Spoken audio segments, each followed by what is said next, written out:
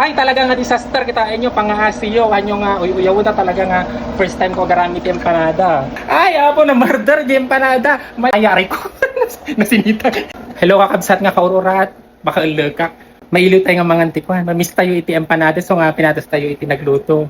Nung makaulekak empanada, paramas da. Kitain nyo dati empanada nga niluto. Tani, mailiw kami.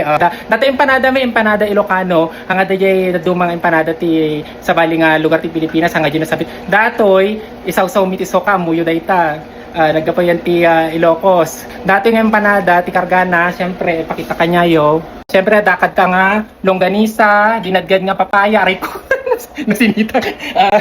Iklog, tapos datoy dough, datoy tapong, di rice flour. Ngam dapat gusto di consistency, na perfect nga talaga. Naalak mo. Ngam ti problema di agi forma, nagrigat kaya niya. So nga, saludo nga talaga ti kakapsat nga Ilocano niya. Lalo yan ti Ilocos, nga agararami di empanada nga datoy ta. Nagrigat kaya nga ramiden. Nalagay ingredients na laka lang nga isagana ngam di pa nagpormamon. Dapat nga mapisang gayam data turon na, data orange, data tapong, data timang turon di empanada. Nagrigat gayam niya. Bakla ka.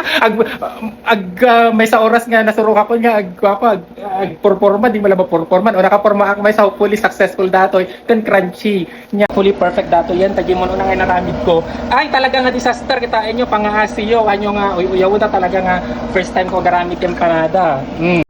Gagayam. Sa wakas nakaramid mo lang ti may nga almost perfect.